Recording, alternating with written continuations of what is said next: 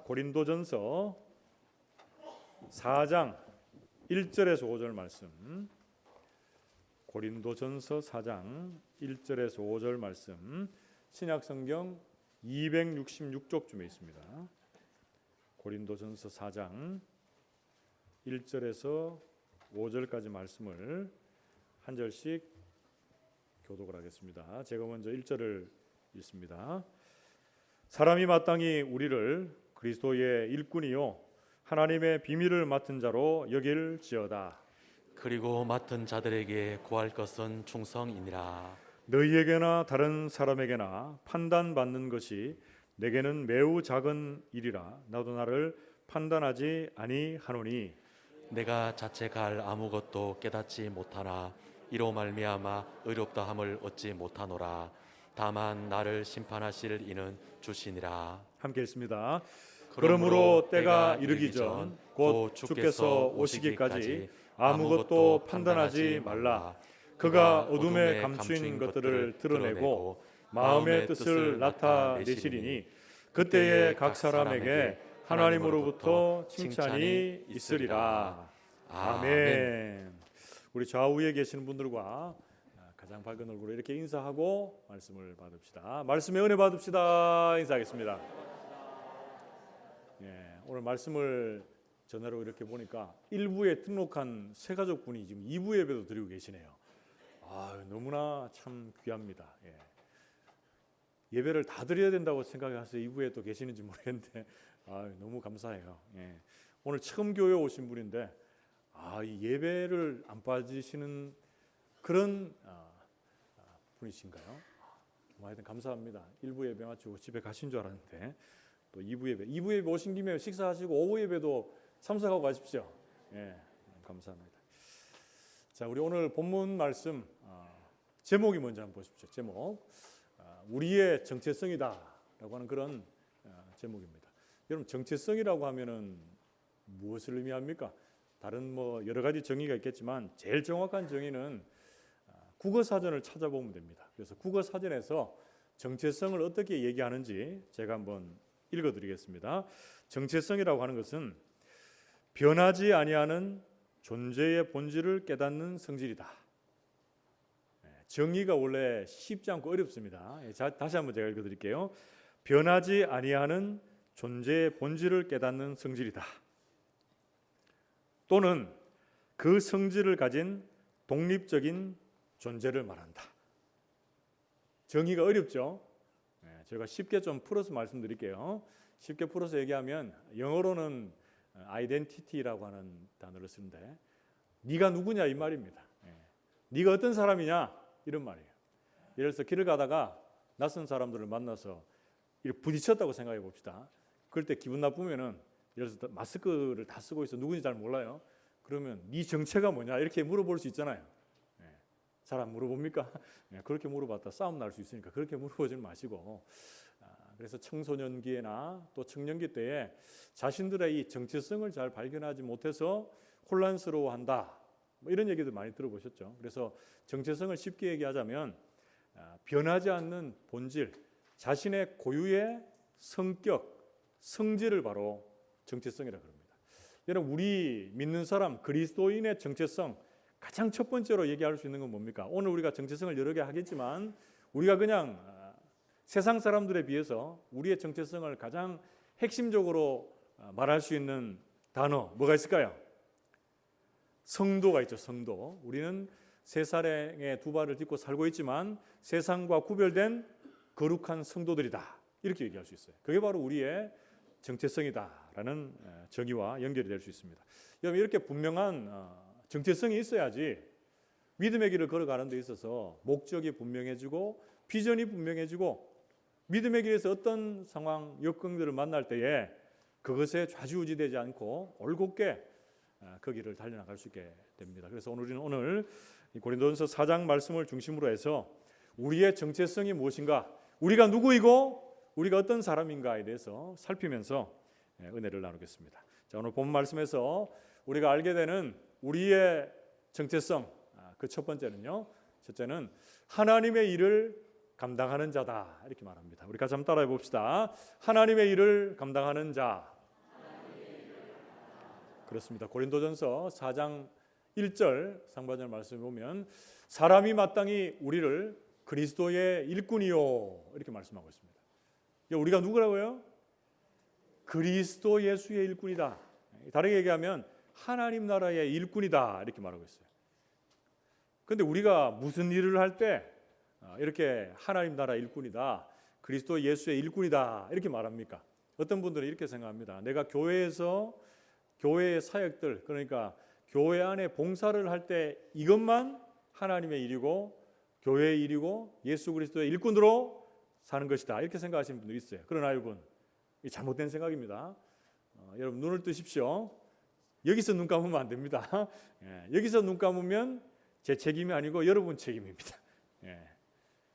그리스도 예수의 일꾼이라고 할 때는 우리가 집에서 예를 들어서 가정주부가 설거지를 할 때, 세탁기를 돌릴 때, 우리가 직장에서 여성분들도 요즘 일하시는 분들이 많은데 우리에게 맡겨진 일들을 감당할 때도 우리가 주님 안에 있고 또 주님의 뜻 가운데서 살아가는 모든 순간 속에서 우리가 행하는 모든 일들이 하나님의 일이고 우리가 하나님의 일꾼으로서 그 사명, 그 소명을 감당하고 있는 줄 믿습니다.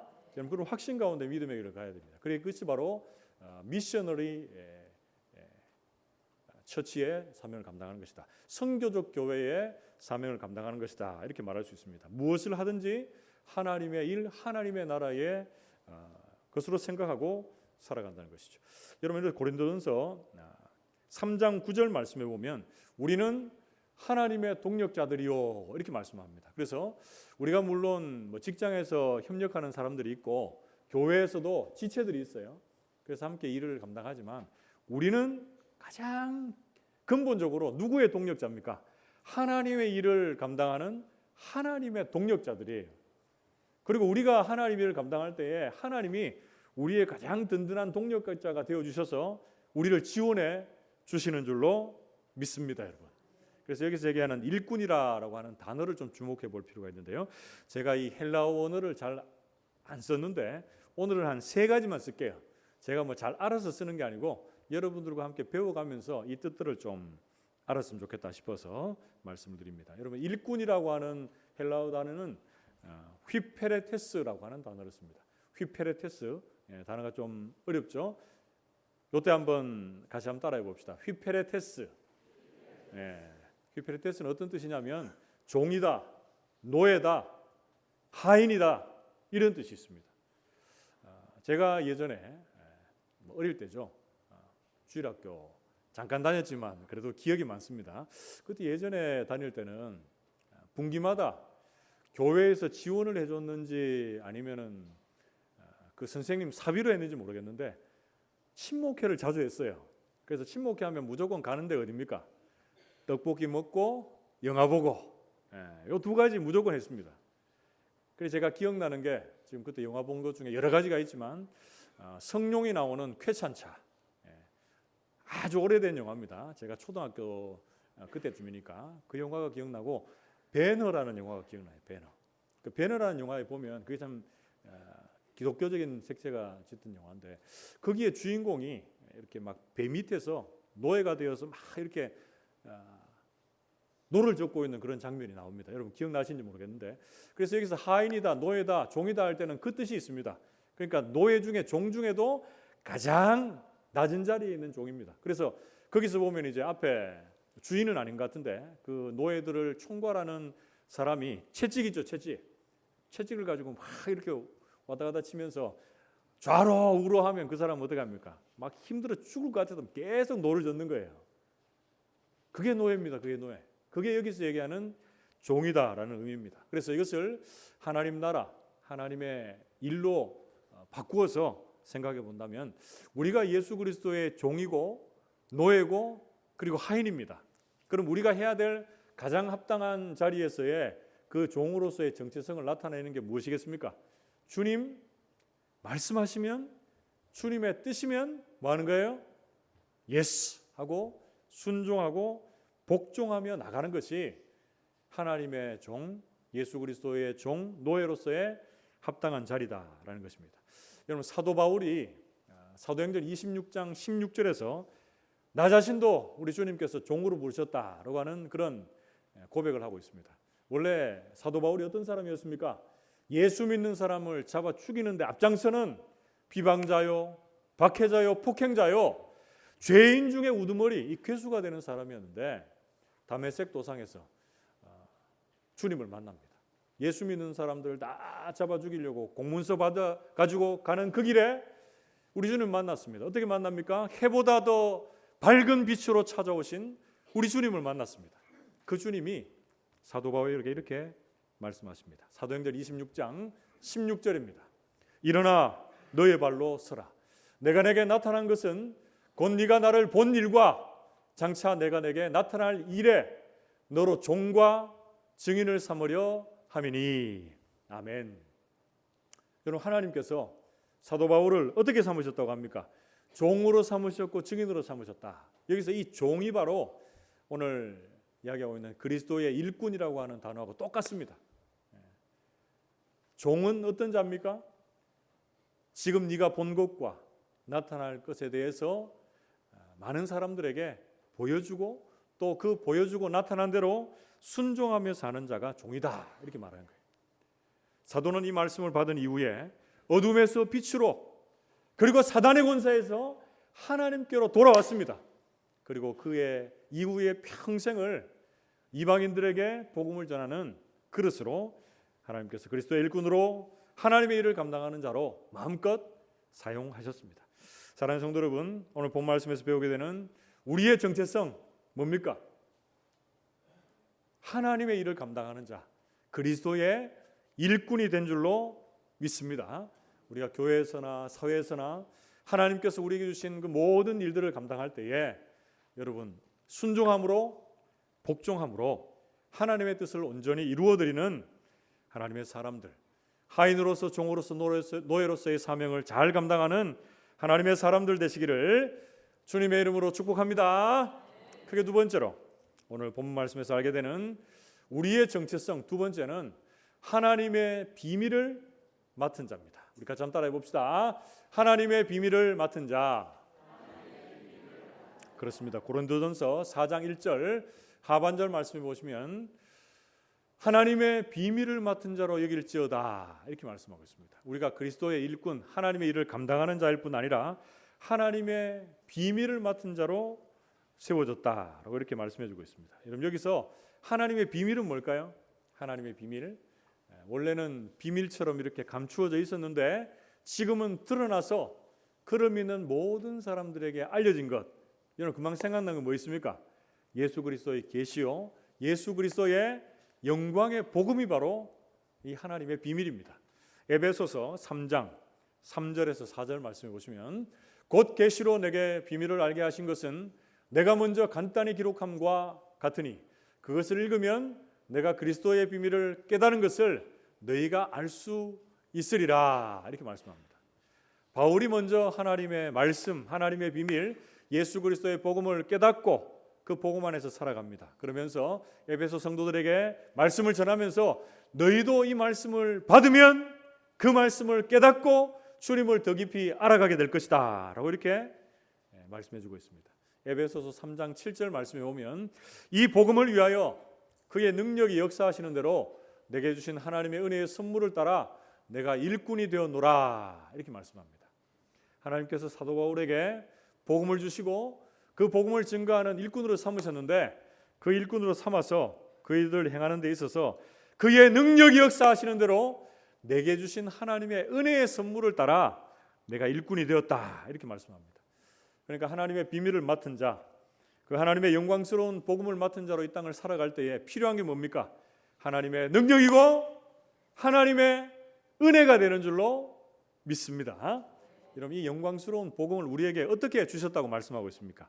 맡겨주셨다, 맡게 해주셨다, 이렇게 성경 말씀합니다. 여기서 여러분 맡았다라고 하는 그런 단어의 의미는 청지기다라는 뜻이 있습니다. 여러분 청지기 뭐 하는 사람입니까? 청지기는 관리하는 사람입니다. 관리하는 사람. 내가 가진 모든 것이 내 것이 아님을 알고 주님의 것을 주님의 뜻대로 잘 관리하는 사람이 바로 청지기입니다. 이 청지기라고 하는 단어의 뜻을 잘 설명해 주고 있는 찬양의 가사가 있어서 제가 한번 소개해 드리려고 합니다. 나는 청지기입니다 라고 하는 찬양인데요. 여러분 요즘에 참 은혜로운 찬양을 많이 부르시는 손경민 목사님이 작곡하신 곡인데 여러분 가사를 한번 제가 불러드릴게요. 자막은 없습니다. 잘 들어보십시오. 나는 청지기입니다 라고 하는 찬양입니다. 내 것이 아니라 하나님의 것입니다. 내 힘이 아니라 하나님의 은혜입니다. 내 생각이 아니라 주님의 말씀을 따릅니다. 나는 청지기입니다. 오직 주 뜻대로 주께 순종하며 살게 하소서. 이게 바로 청지기입니다, 여러분. 내 생각이 아니라 주님의 뜻을 따라 살고 내 것이 아님을 인정하고 주님의 것임을 고백하며 사는 게 바로 청지기입니다. 베드로전서 4장 10절에서 11절 말씀을 보면 우리 어제 임직식에도 한 목사님이 말씀을 주셨는데 각각 은사를 받은 대로 하나님의 여러 가지의 은혜를 맡은 선한 청지기 같이 서로 봉사하라. 11절 말씀. 만일 누가 말하려거든 하나님의 말씀을 하는 것 같이 하고 누가 봉사하려거든 하나님이 공급하시는 힘으로 하는 것 같이 하라. 이는 범사의 예수 그리스도로 말미암아 하나님이 영광을 받으시게 하려 함이니 그에게 영광과 권능이 세세에 무궁하도록 있느니라. 아멘. 여기 보면 10절에 어떻게 얘기하고 있습니까? 여러 가지 은혜를 맡은 선한 청지기 같이 서로 봉사하라 이렇게 있죠. 그래서 우리가 하나님의 비밀, 이 영광스러운 복음을 맡았습니다. 선한 청지기로 우리가 이 땅을 살아갑니다. 그러면 이 복음을 우리가 여러분 어떻게 해야 될까요? 내 것이 아니니까 주님의 것이니까 주님의 것으로 돌려드리면 됩니까? 그게 아니죠. 선한 청지기 같이 봉사하라 라고 하는 이런 의미에 나와 있는 것처럼 이 하나님의 복음, 예수 그리스도의 영광스러운 복음을 내가 먼저 누리고 경험할 뿐 아니라 이 복음을 주님의 뜻 안에서 세상 가운데 전파하고 증거하는 삶을 사는 것이 바로 청지기로서의 삶을 살아가는 것이다 라고 성경은 말씀해 주고 있습니다. 사랑하는 성도 여러분, 오늘 본 말씀에서 배우게 되는 우리의 정체성 두 번째는 뭡니까? 두 번째, 하나님의 비밀을 맡은 자다라고 말씀해 주고 있습니다.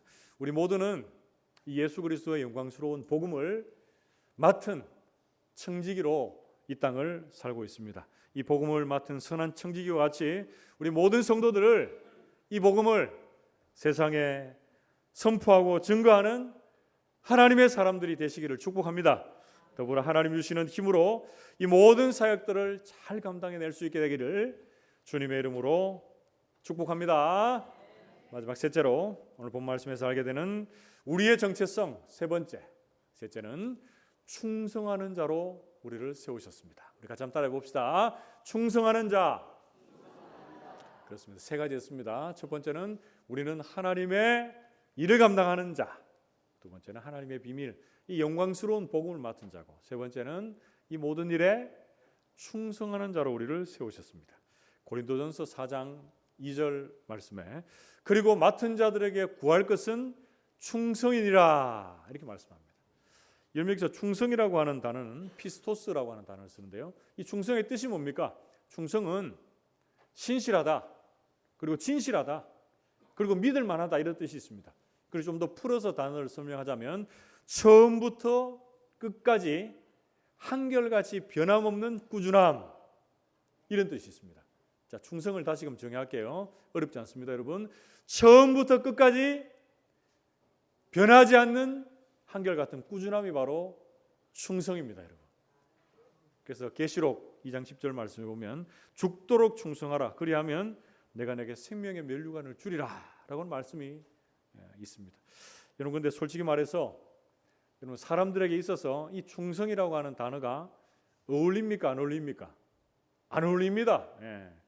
우리는 뭘 시작했다가도 조금 무슨 일이 생기면 그만두고 싶을 때가 많고, 또 안 하다가도 또 때론 기분이 좀 이렇게 또 할 마음이 생기면 하기도 하고. 우리는 불충한 자입니다. 저와 여러분 모두가 그래요.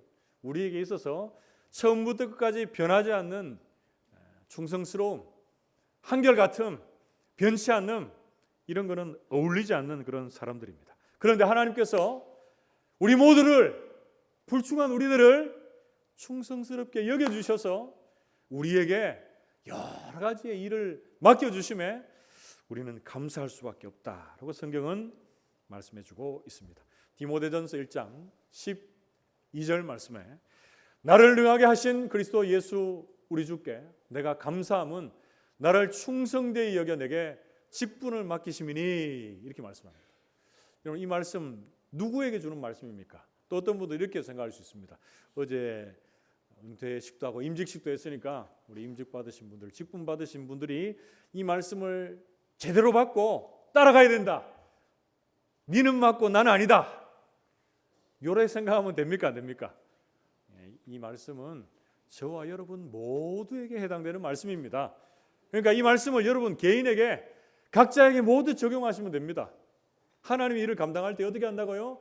나를 능하게 하신 예수 그리스도께서 불충한 나를 충성되이 여겨주셔서 내게 일을 맡겨주셨다. 그러니까 나는 뭐밖에 할 수 없습니까?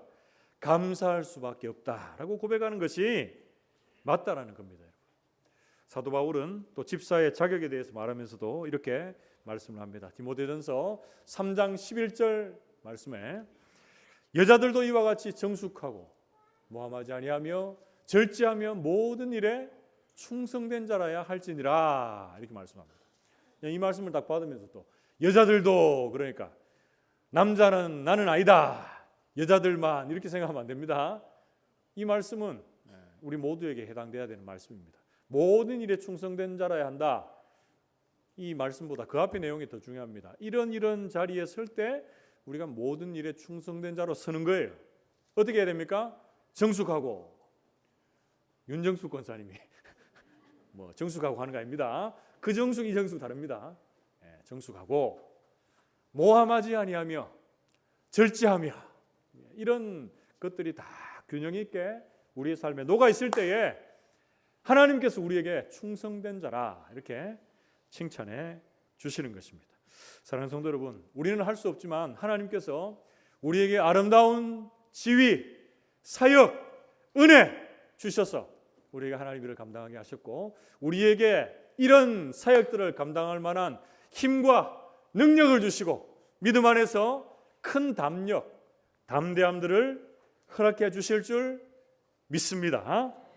디모데후서 2장 2절 말씀에 보면 또 네가 많은 증인 앞에서 내게 들은 바를 충성된 사람들에게 부탁하라. 그들이 또 다른 사람들을 가르칠 수 있으리라. 이렇게 말씀합니다. 이 말씀은 사도 바울이 마지막 유언과도 같은 말씀을 그의 믿음 안에서 난 참아들인 디모데에게 주는 말씀입니다. 우리가 2절 말씀 읽었지만 1절 말씀 어떻게 시작합니까? 네가 그리스도 예수의 은혜 안에서 강해져라 이렇게 말합니다. 여러분 우리가 강할 수 있는 근거가 어디 있습니까? 우리가 지식을 쌓고 능력을 쌓고 우리의 어떤 스펙이 많아지면 강해집니까? 그게 아닙니다, 여러분. 그럴수록 교만해질 가능성이 높습니다. 그런데 우리가 주 예수 그리스도의 은혜 안에 있을 때 강해지는 줄 믿습니다. 그런 자들에게 이렇게 고민하는 거예요. 네가 그리스도 예수의 은혜 안에서 강해져서 많은 증인 앞에서 내게 들은 바를 충성된 사람들에게 부탁해라. 그러면 그들이 또 다른 사람을 가르칠 수 있을 것이다. 이렇게 말씀합니다. 이 말씀을 풀어서 설명하면 어떤 겁니까? 내가 복음을 알고 그 안에서 강해지고 주님의 말씀에 순종하며 살아가는 믿음의 역사를 나타내고 나의 이런 믿음의 삶을 충성된 사람들에게 가르치라. 부탁하라. 그러면 그 사람이 또 다른 사람에게 그것을 가르칠 수 있을 것이다. 이렇게 말씀합니다. 그럼 이게 뭡니까? 이게 바로 참된 제자 양육이고 제자 훈련입니다. 내가 믿음 안에서 충성된 사람으로 바로 서고 내 뒤에 나를 따르는 사람이 나를 바라보고 걷는 것 같지만 나를 바라보지 않고 십자가 바라보고 예수 그리스도를 따라가는 그런 충성된 하나님의 사람으로 묵묵히 그 십자가의 길을 걸어가는 것, 그게 바로 제자 양육입니다. 내가 작은 예수가 되고 나를 따르는 자들이 또 제 작은 예수가 되어서 한 사람이 또 한 사람을, 그 한 사람이 또 한 사람을 양육해 갈 때 하나님의 뜻이 하늘에서 이루어진 것 같이 이 땅에서 이루어지는 참된 하나님의 나라가 이루어질 줄로 믿습니다. 사랑하는 성도 여러분, 오늘 본문 말씀에서 배우게 되는 우리의 정체성 세 번째는 뭡니까? 충성하는 자입니다. 충성하는 자. 처음부터 끝까지 한결같은 신실함으로 나는 할 수 없지만 나를 충성되이 여겨서 직분을 주신 그 주님 앞에 충성스럽게 주님의 몸된 교회를 섬겨가는 저와 여러분들 하나님의 사람들 되시기를 축복합니다. 때론 힘든 역경이 찾아오고 환경이 우리를 힘들게 할지라도 주님만 주목하며 주님께만 소망을 두고 사는 충성스러운 하나님의 사람들 되시기를 축복합니다. 그래서 우리가 걸어간 길을 보고 우리들을 따라오는 충성스러운 하나님의 사람들에게 우리가 믿음의 바톤을 잘 전달해 줄 수 있게 되기를 주님의 이름으로 축복합니다. 설교 끝나는 줄 알았죠? 3대지는 끝났습니다. 그런데 이제 우리가 좀 정리해야 될 부분들이 있습니다. 여러분, 우리의 정체성을 이 세 가지를 알았습니다. 하나님의 일을 감당하는 자, 하나님의 비밀을 맡은 자, 그리고 충성하는 자로 세워졌는데 우리가 이런 정체성을 가지고 믿음으로 달려나갈 때 우리가 꼭 주의해서 알아야 될 것이 있습니다. 그게 바로 고린도전서 4장 3절에서 5절에 나와 있습니다. 여러분, 이게 더 중요합니다. 지금까지 여러분 집중 못했으면 지금부터 집중하면 됩니다. 자, 좌우에 계시는 분들에게 이렇게 인사하고 한번 또 말씀을 드립시다. 짧은 시간이지만 집중합시다. 이렇게 한번 인사하십시오. 이 말씀만 들으면 앞에 있는 내용 조금 몰라도 됩니다. 그렇기 때문에 지금은 좀 더 집중하는 은혜가 있어야 됩니다. 여러분, 고린도전서 4장 3절 말씀 같이 읽어봅시다. 시작. 너희에게나 다른 사람에게나 판단받는 것이 내게는 매우 작은 일이라. 나도 나를 판단하지 아니하노니. 아멘. 사도 바울이 어떻게 얘기합니까? 고린도 교인들이나 세상 사람들이나 나를 판단할 사람이 아무도 없다. 내가 그 사람들의 그 판단을 조금도 마음 쓰지 않는다. 그것이 조금도 내게 문제가 되지 않는다. 이렇게 말합니다. 그러면서 자기 자신도 자신을 판단하지 않는다라고 말합니다. 그러니까 주님의 일을 하다가 주변의 판단, 세상의 판단, 심지어 자기 자신의 판단까지도 유보하고 있는 사도의 자세입니다. 그러면서 이 말씀은 4장 4절로 이어지는데요. 내가 자책할 아무것도 깨닫지 못하나 이로 말미암아 의롭다함을 얻지 못하노라. 다만 나를 심판하실 이는 누구십니까? 주시니라. 이 말이 좀 어려운데 쉽게 번역하면 이런 겁니다. 사도 자신이 이렇게 얘기하는 거예요. 나는 양심에 거리끼는 일을 하나도 지금까지 하지 않았다. 그렇다고 해서 내가 죄를 안 지었다는 말이 아닙니다. 내가 의롭다고 이야기하는 거 아닙니다. 라고 하면서 나를 심판하고 판단하실 분은 오직 누구시라고요? 주님이시다. 이렇게 말씀해주고 있습니다. 여러분, 주님의 일을 감당하다가 사람의 판단, 세상의 판단 때문에 여러분 상처받고 또 힘든 분들이 이 자리에 있습니까? 그렇다면 사랑하는 성도 여러분, 눈을 들어 하늘을 바라보실 수 있기를 바랍니다. 하나님께서 여러분들의 은행 심사를 다 보시고 돌아보시고 판단하고 계십니다. 나도 나를 판단할 수 없고 주변도 세상도 할 수 없습니다. 그렇다고 그 모든 판단들을 다 무시하라는 말이 아닙니다. 우리가 생각하고 말하고 그리고 행동하는 것에 대한 궁극적인 심판, 최종적인 판단은 우리 주님께만 있다라고 말씀합니다. 상처와 시험당하기 쉬운 모든 일들 속에서 우리 성도들이 주변의 소리, 세상의 소리에 귀막고 하나님의 소리, 주님의 얼굴, 주님의 시선에 주목할 수 있는 깊은 영성의 하나님의 사람들 되시기를 주님의 이름으로 축복합니다. 오늘 본문의 마지막 절인 고린도서 4장 5절 말씀도 한번 보십시오. 그러므로 때가 이르기 전 곧 주께서 오시기까지 아무것도 판단하지 말라. 그가 어둠에 감추인 것들을 드러내고 그 마음의 뜻을 나타내시리니 그때 각 사람에게 하나님으로부터 칭찬이 있으리라. 아멘. 주님 다시 오시는 재림의 그날에 주님의 최종적인 판단이 있을 것입니다. 주님의 절대적인 판단이 있을 것입니다. 여러분, 그때에 어둠에 감추인 모든 것들이 드러날 것입니다. 뭡니까? 우리의 죄악들이 다 감추려고 했던 그 죄악들이 다 드러나게 될 것입니다. 그리고 주님께서 우리의 마음에 하나하나 작은 것까지도 다 보시고 그에 따라 심판하실 것입니다. 그리고 그 판단, 심판에 따라 하나님으로부터 칭찬이 있을 것이다 라고 오늘 본문은 마쳐지고 있습니다. 사랑하는 성도 여러분, 주님 다시 오시는 마지막 그때에 주님 앞에서 우리가 칭찬받을 일이 무엇이 있겠습니까, 여러분? 우리가 무언가를 하고 우리가 무언가를 많이 이룬 것들 주님 앞에 들고 나가서 여러분 칭찬받는 일이 얼마나 되겠습니까? 주님 앞에 칭찬받을 것은 하나님의 은혜로 예수를 믿고 주님을 따라 살아가려고 삶에 부단히 애쓰고 노력한 우리 안에 예수의 흔적을 보고 우리 주님께서 칭찬의 자리로 인도해 주실 줄 믿습니다. 고린도전서 3장 우리가 읽었던 그 본문 앞에 말씀을 보면 마지막 때에 많은 것들이 주님의 불 앞에 불타 없어질 것이지만 주님을 믿는 믿음, 주님으로 인한 구원의 은혜를 우리 주님께서 보시고 칭찬하시고 의롭다 여겨주시고 의롭게 되어져가는 하나님의 사람들로 세워져 가게 하실 것입니다. 말씀을 맺으러 갑니다. 사랑하는 성도 여러분, 오늘 말씀에서 우리가 깨닫게 되는 우리의 정체성 세 가지를 마음에 여러분 담으십시오. 하나님의 일을 감당하는 자가 바로 우리들입니다. 내 일이 아닌 하나님의 일을 감당할 때에 그분의 뜻에 순종함으로 나아갑시다. 둘째, 하나님의 비밀을 맡은 자로 우리는 서 있습니다.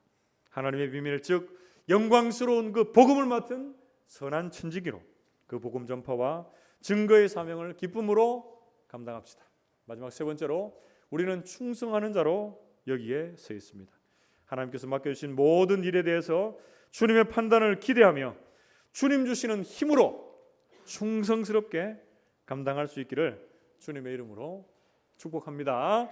여러분, 이 정체성 가지고 이 세상 살아갈 때 이 말씀 한 말씀만 읽고 기도하고 마치겠습니다. 이 말씀을 마음에 담고 이 정체성을 또한 돌아보시면서 믿음의 길을 걸어갑시다. 누가복음 17장 10절 말씀 같이 한번 읽어봅시다. 17장 10절 같이 읽습니다. 시작.